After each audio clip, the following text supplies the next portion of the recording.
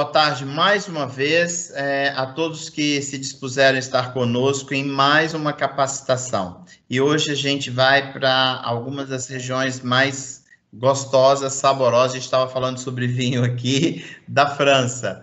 E está conosco a Cristiane, da CC Hotéis. Cristiane é uma amiga de longa data, uma querida, e nós temos feito um giro por toda essa região da França, e o intuito é justamente esse: capacitar a todos vocês, para que vocês saiam, que a gente consiga sair desse estado de pandemia, essa história toda que está nos assolando, mais fortalecidos, capazes para encarar os desafios que vêm surgindo aí a todos os dias em nossas vidas profissionais.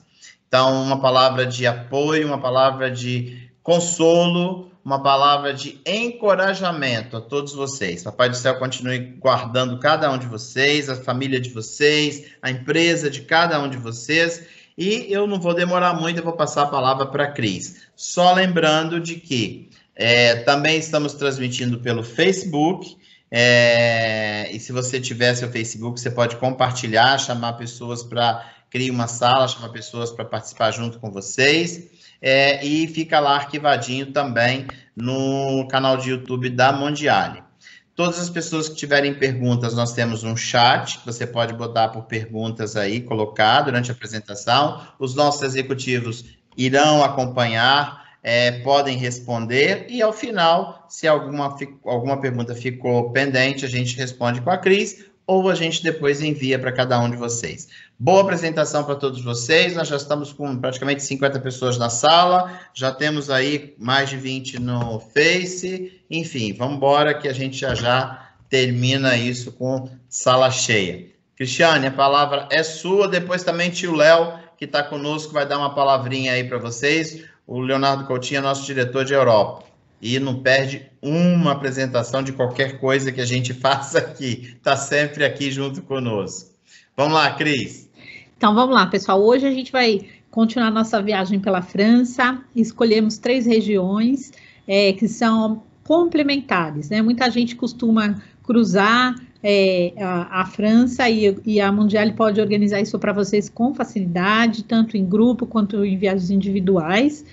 E aí, então, vamos lá. Vamos começar aqui com a nossa viagem. Pela região da Borgonha, depois a gente vamos seguindo aqui o Rio Loire, vamos para a região do Vale do Loire, e depois a gente desce para Bordeaux, lá na costa atlântica, ok? Claro, sempre nossa cidade base é Paris, né, por conta dos voos e tudo isso, e a Borgonha está bem pertinho de Paris.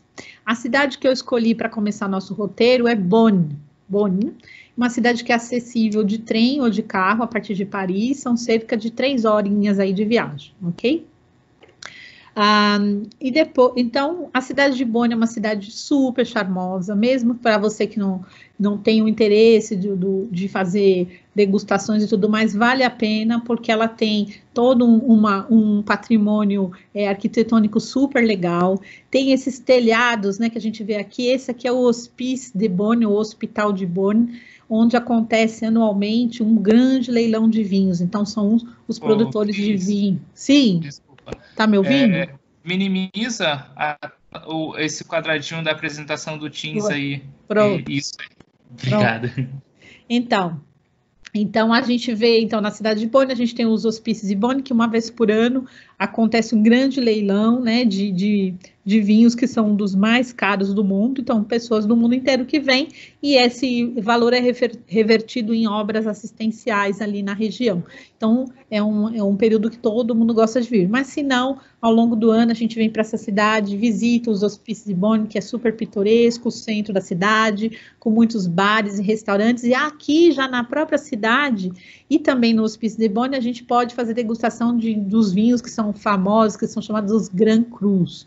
E na própria cidade, a gente vai ter bares, vai ter um hotel também que é super legal, que é o Hotel Le Cep, que era um hotel que o Napoleão costumava ficar hospedado quando ele estava vindo de uma batalha e outra e passava pela região. Então, esse hotel existe, é super charmoso, está ali na cidade também. E a partir da cidade de Bonn, então a gente vai partir para o nosso safari, eu chamei de safari.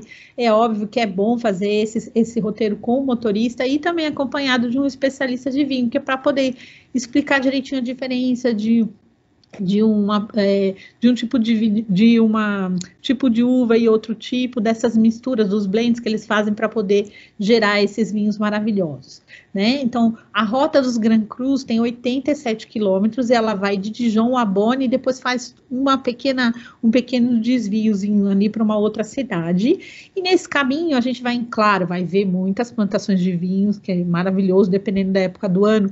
Agora já está começando a ficar tudo bonito, tudo verdinho, né? E aí lá para o mês de setembro, outubro, aí a gente tem a colheita. E a gente vai passar então por abadias cistercienses, né? Porque foram os monges, né, que trouxeram o hábito do cultivo de vinho para a região. A gente vai passar por vários chateaus, castelos, né, também, e também várias propriedades vinícolas, algumas muito, muito famosas, que a gente não pode entrar assim, a gente precisa de um convite, entre aspas, né? Então, prestar atenção, porque não é porque a gente está indo para a região que a gente vai ser recebido em qualquer uma das propriedades, tá?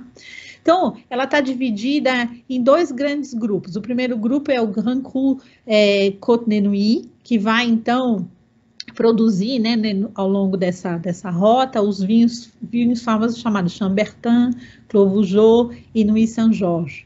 E essa rota vai da cidade de Dijon até Magny. Aqui a gente vê uma foto que foi tirada, né, do alto do Château de Clos Vougeot. Toda a área coberta, né, de plantação de videiras ali, né, para produzir, então, esses vinhos que são caríssimos, né? Depois a gente tem a rota do Grand Cru de Côte de Bonn, que começa na cidade de Bonn, no próprio hospício de Bonn, e ele vai seguindo, né? Então a gente vai passar pelo Château de Meursault, a Cave de Pommard, o Chassagne e Montrachet, que inclusive a proprietária é uma mulher tão simples, queridíssima. A gente pode visitar o vinhedo e pode também dormir, né, na propriedade deles, e Saint-Tenay. Essa parte vai passar pelo vilarejo de Alox-Corton, que é também um tipo de vinho bem conhecido, e vai até a cidade de Marange.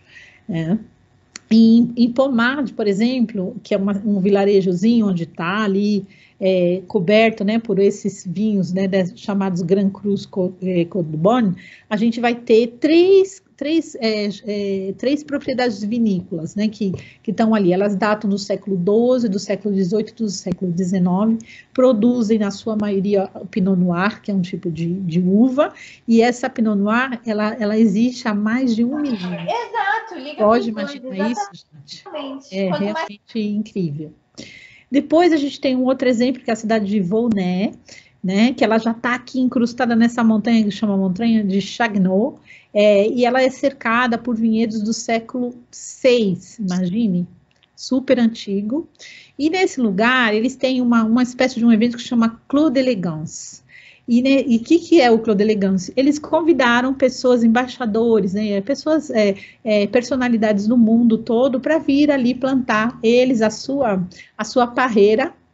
E esse evento acontece anualmente, então reúne essas pessoas, o que trouxe também bastante prestígio para essa cidade. Um outro exemplo é Meursault.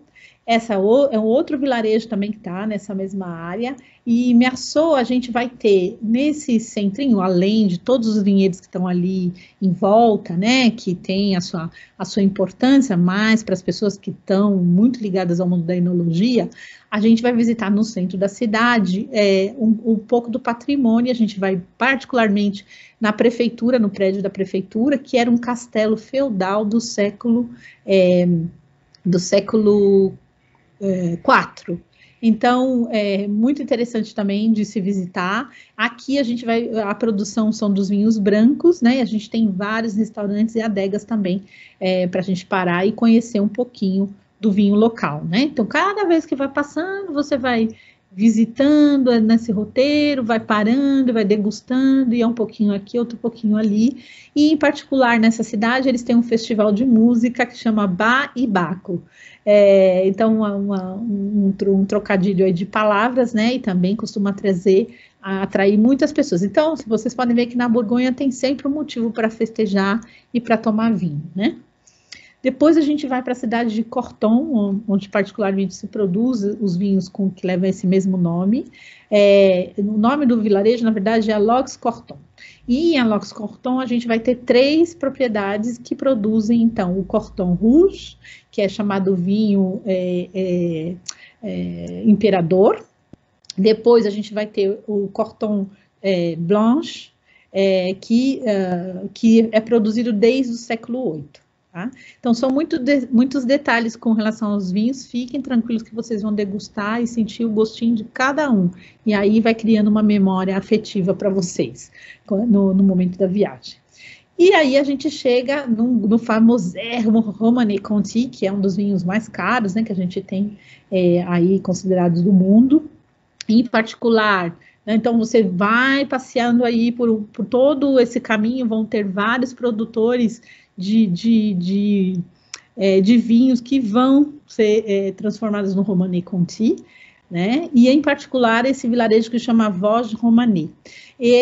Como esse vinho é uma das estrelas, né, dos vinhos, né, um vinho muito caro, eu guardei aqui um pouquinho da história para vocês. Esse vilarejo, né, que começou a ser plantado lá na Idade Média, ele se chamava Romanée, simplesmente. E ele data de 1651. Mas lá em 1760, o príncipe Bourbon-Conti comprou essa propriedade e aí o nome dele se juntou e aí passou a se chamar Romanée Conti. Eles têm 18 mil hectares e produzem 6 mil garrafas por ano, ok? Que são vendidas a preço de ouro. Depois a gente segue aí no caminho, a gente vai ter vários monumentos, como eu comentei no começo, mas eu separei aqui para vocês a Abadia de Cluny, porque, como eu disse, foram os monges que trouxeram a cultura, né, do vinho para a região, e a Abadia de Cluny era uma cidade, né, um lugar muito, muito importante na Igreja Católica, né, então ela tinha muito poder, eles também estão ali em volta de várias plantações de vinho, e essa abadia data do ano de 910, vocês podem imaginar como isso é antigo, gente? Então vale muito a pena, tem uma parte dela que já não existe mais, mas a gente pode visitar com realidade aumentada, e dá para se pensar aqui numa visita mais exclusiva para fazer nessa abadia, diferente dos outros lugares, uma degustação para o seu grupo. Então, não é algo que se faz habitualmente, mas sai um pouquinho aí do lugar comum. Seguimos até a cidade de Dijon, que é a cidade ducal, a cidade dos duques da França. Nessa cidade não tem rio que corta, no entanto, ela é conhecida como a cidade dos 100 cimos, também tem a sua importância, também tem uma ligação com Paris de trem, e é também uma cidade que é utilizada como base para visitar e fazer a rota dos vinhos da Borgonha. Aí a gente segue viagem e vamos até Auxerre, que ainda está na região da Borgonha. E por que eu coloquei essa cidade? Porque essa cidade, a gente falou dos vinhos da Borgonha, obviamente, come-se muito bem nessa região, é uma região, né, totalmente rural, né, com todas essas plantações e tudo. Claro que a gente vai pensar no vinho, nos queijos para acompanhar, né, porque a França tem queijo em todas as regiões, mas essa região também produz trufas. Então, assim como a Itália é conhecida, aqui na França, na região da Borgonha, próximo de Auxerre, a gente pode fazer a caça às trufas, e tem um período do ano, se eu não me engano, no mês de abril, que eles fazem o festival. Então, na cidade de Auxerre, que o rio Loire corta, então também já está aqui no nosso caminho para ir para o Vale do Loire, a gente tem a possibilidade de visitar essa cidade tão linda nesse período de festival de trufas e comer trufas nos pratos, nas sobremesas e tudo. Então, uma experiência bem, bem interessante, acompanhada, obviamente, dos vinhos da Borgonha. E aqui eu separei duas delícias, né? Porque a gente está lá na região, já tomamos vinhos bons, vinhos conhecidos, outros menos, mas também de qualidade. E tem algumas especialidades locais, como o pain d'épices, a gente encontra em todos os lugares. As trufas que eu já comentei, a mostarda de Dijon, ou moutarde de Dijon, que é uma mostarda bem diferente dessa que a gente está habituado aqui no Brasil, muito utilizada para comer com carnes, né? E o volaille de Bresse, que é um tipo de frango, né, que eles preparam, que é típico lá da região. Então, só para ficar aí uma dica gastronômica para acompanhar aí nossa ideia de banquete. Como eu falei, em Auxerre, a gente tem o Rio Loire que corta e a gente segue pelo Rio Loire e vamos seguindo até a cidade de Orleans, que aí a gente já está no Vale do Loire. A gente vai percorrer cerca de 170 quilômetros, umas 2 horas mais ou menos de carro. E aqui nessa região, a minha sugestão é que a gente fique pelo menos 2 dias para poder aproveitar ao máximo que essa região pode nos oferecer. Orleans, por quê? Mas a gente sempre ouve falar dos castelos no ar, porque você não falou Tours. Vamos falar de Tours, mas Orleans, porque tem também sua importância, é uma cidade muito, muito antiga, que foi fundada pelos celtas, e é a cidade que rende homenagem a Joana d'Arc, né? Que é a heroína francesa da Guerra dos 100 Anos, né? Que passava as informações para o rei francês. Os ingleses odiavam a Joana d'Arc e acabaram queimando ela lá em Rouen. Então a gente falou da Joana d'Arc em Rouen, e eu resolvi falar dela também aqui no Vale do Loire, porque é importante, porque quando as pessoas falam a cidade da Joana d'Arc, eles lembram diretamente de Orleans. E a cidade, então, é super bonita, muito bem conservada, com vários pontos turísticos para visitar, em particular, alguns ligados à vida da Joana d'Arc, como a casa onde ela viveu, o Hotel Groslay e também o Museu de Belas Artes, ok? Então, a gente já começa com o Hotel Groslay, onde a gente tem em frente à estátua da Joana d'Arc, e dentro desse hotel, não quer dizer hotel, gente, sempre quando vocês veem essa palavra, tem relação à mansão, ok? Pensa que é uma mansão. E esse é um grande edifício que, então, rende homenagem à Joana d'Arc, e tem vários documentos históricos relacionados à vida dela. Então, para quem é curioso sobre história, vale a pena não só essa parte visual desse monumento, mas também a parte interna. A gente visita também a casa onde ela viveu, ela passou ali um tempo, de abril a maio de 1949, não ficou muito tempo, mas foi ali campeã, né? Conseguiu fazer com que a França vencesse as batalhas, e essa casa, então, é conservada até os dias de hoje. Seguimos viagem, então, agora de Orleans, e vamos até para dar uma paradinha em Chambord. Chambord, que é um dos castelos mais bonitos, né, que a gente tem ali da região do Vale do Loire. Muitas excursões visitam esse castelo. Ele é imenso, ele está no meio de uma floresta maravilhosa. E essa aqui era a casinha de caça do rei Francisco I.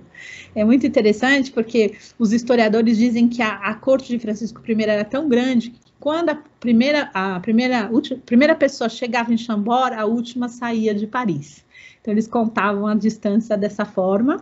Na verdade, era o tempo que o cavalo suportava, né, cavalgar, né, que eles colocavam os pontos de descanso. E esse castelo é lindo, tem uma arquitetura maravilhosa, mas não tem nenhum móvel, porque o Francisco I não passou nenhuma noite sequer, e a particularidade, além da suntuosidade da arquitetura, dentro a gente tem uma escadaria que dizem foi projetada por Leonardo da Vinci, que era amigo do Francisco I, e quando uma pessoa sobe e uma outra está descendo, elas nunca se encontram, então tem essa particularidade. E o Castelo de Chambord está a 57 quilômetros só de Orleans. Então, para quem está vindo da Borgonha, não vai ser tão cansativo fazer essa paradinha aqui para visitar esse castelo maravilhoso. Aí nós seguimos viagem e vamos para a cidade de Tours. Essa cidade realmente é utilizada como base para visitar os castelos do Loire. Tem muitos hotéis, restaurantes, é uma cidade bem pitoresca, tem muitos edifícios medievais, como a gente vê aqui na foto. Essa aqui é a Place Plumereau, que é o centro da cidade de Tours, e é muito simpática, né, para visitar. Tem tantos brasileiros que vão a Tours que é super fácil da gente encontrar guias falando português, bem como eu acho que aconteceu alguma coisa, Tamas. Cris, sua tela saiu. Minha tela saiu? Saiu. Do nada.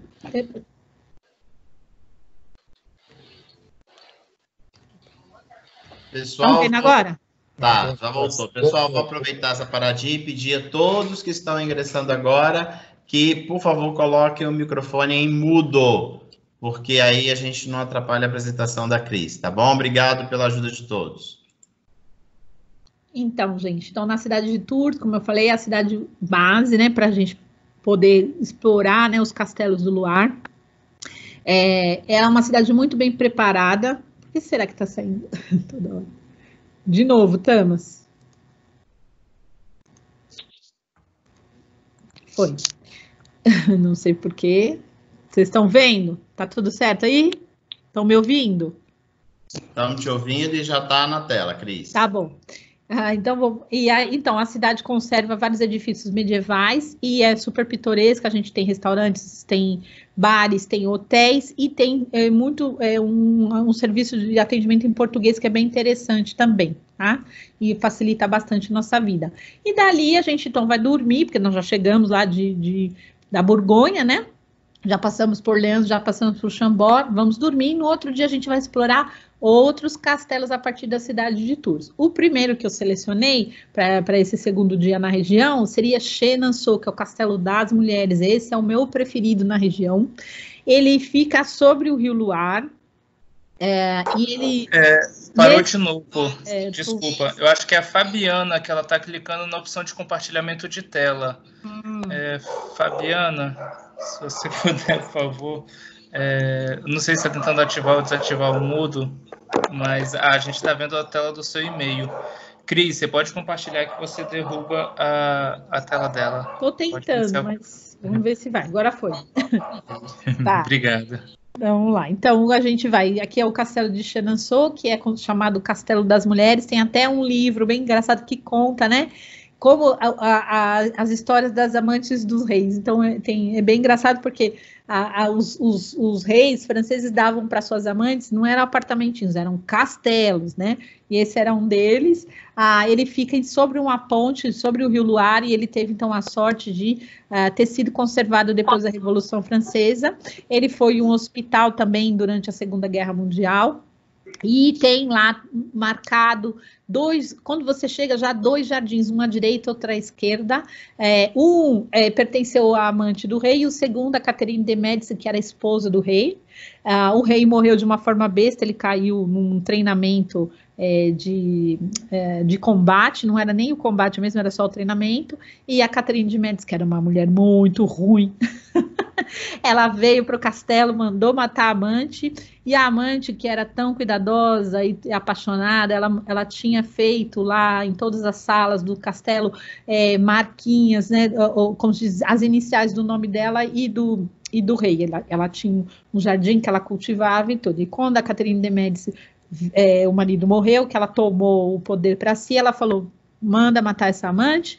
Pegou o castelo para ela, pôs o nome a primeira letra do nome dela em cima do nome dos dois, então diz quem manda aqui sou eu, e mandou fazer um outro jardim mais bonito do que aquele que já existia. Então, para nós ficou essa herança, né, de uma disputa de 2 grandes mulheres e esse castelo maravilhoso. Então, você tem restaurantes, tem uma estufa própria, o castelo é todo mobiliado, todos os cômodos têm arranjos florais, então você entra, tem uma coisa feminina muito forte, muito presente nesse castelo, né? Eu recomendo visitar e almoçar nesse castelo.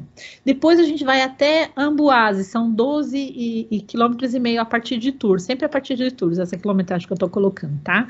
Amboise é um castelo-cidade, é o castelo real, o rei Francisco I ficava hospedado aqui, então você tem todo uma noção assim de cidade com o castelo onde viveu o rei. É muito bonito também para se visitar, tem o rio Loire passando por ali, então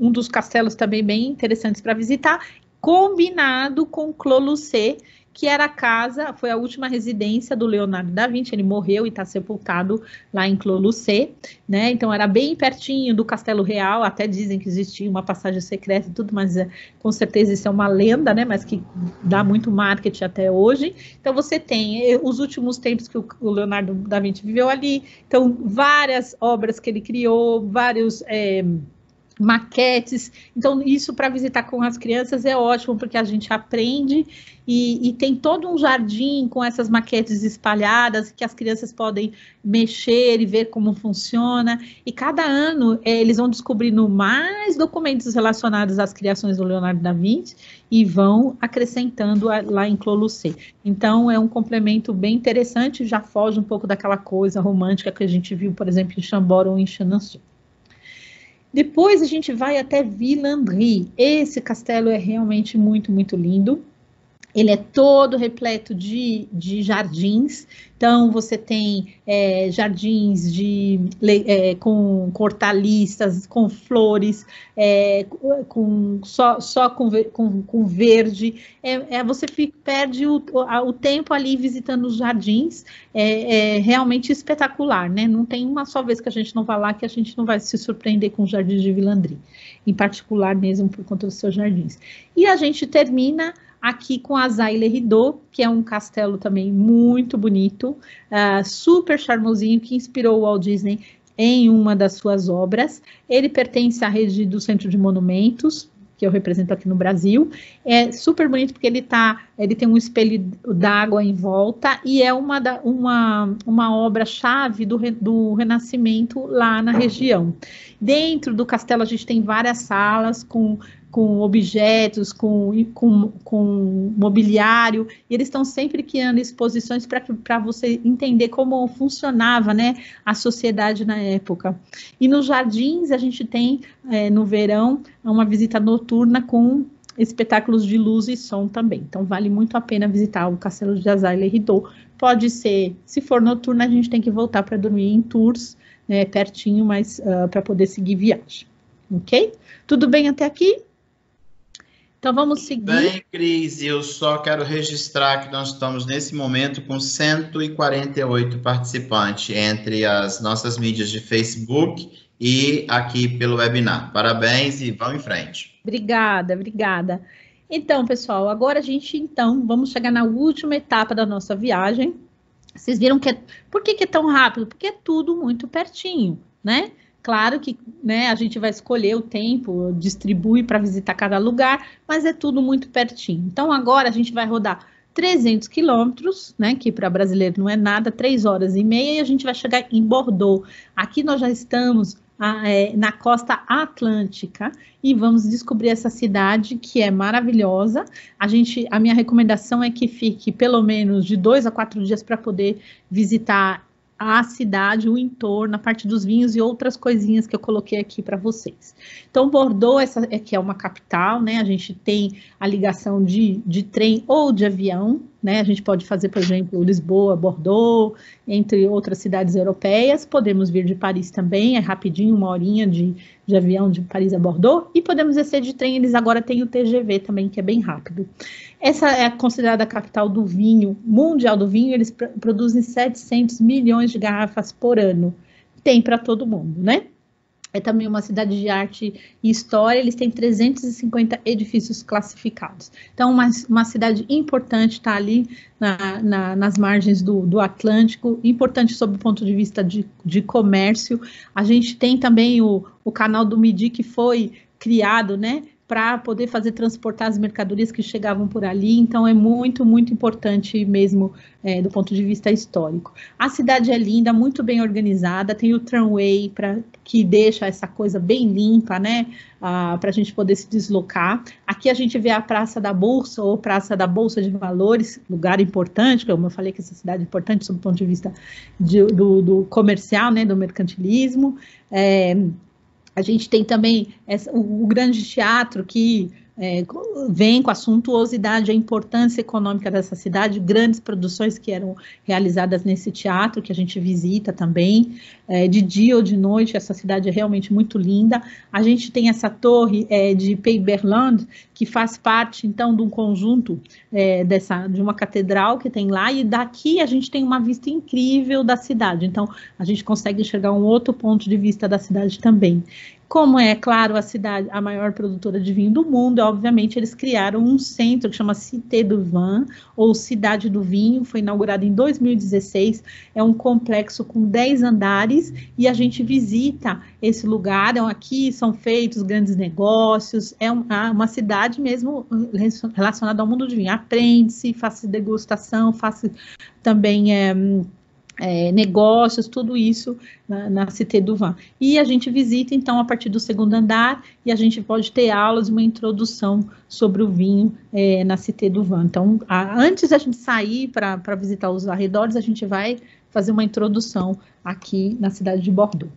Também, nessa parte de convívio, a gente tem, em particular, esse bairro que chama Grands Hommes, onde a gente tem vários restaurantes, e ali você vê o dinheiro, né, a riqueza que sempre existiu nessa cidade, nos detalhes dos seus restaurantes, dos seus bares, das suas casas de chá. Então, é um lugar que você tem que ir para sentar e tomar uma tacinha do vinho que você desejar, pode ser Saint-Émilion, né, como o nosso amigo Léo recomendou. E aí, no outro dia, a gente vai seguir para o vilarejo de Saint-Émilion, que fica pertinho de Bordeaux, mas está uma horinha mais ou menos, de 30 minutos a uma hora, depende da circulação. E essa cidade, que é uma cidade medieval, onde existia um ermitão que se chamava Saint-Émilion, que depois foi, ele era um monge, né, da Igreja Católica, e depois ele foi canonizado, então chamado de Saint-Émilion. Então, esse vilarejo que data, ele tem 2.000 anos de história, e em volta a gente vai ter, então, os vinhos de Saint-Émilion, o Pomerol e o Fronsac, ok? Então, dali da cidade de Saint-Émilion, a gente sai para descobrir esses vinhedos. São muitos vinhedos,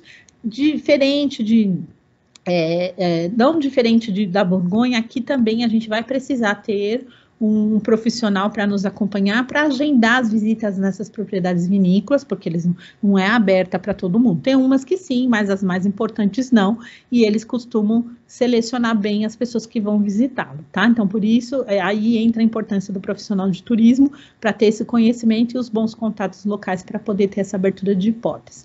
E como que as pessoas costumam visitar? Faça caminhada, faça passeios a cavalo, faça passeios de bicicleta, carros de coleção, as possibilidades são imensas, aí fica a critério de cada um. Eu aconselho, se for de carro, ir sempre com o motorista, porque obviamente a gente vai fazer a degustação, e aí a tolerância é zero lá na França com relação ao álcool, né? E no caminho a gente também vai encontrar abadias, bastilhas, outras propriedades vinicultoras, inclusive o Château de Cheval Blanc. Ah, mas eu quero ir no Château de Cheval Blanc. Está aberto para todo mundo? Não. Tem que ter uma pessoa, um profissional para poder abrir as portas para visitar o Château de Cheval Blanc. Sirot, Lacroix, entre outros, a gente vai precisar, então, desse profissional para nos levar até lá para fazer esse tipo de degustação.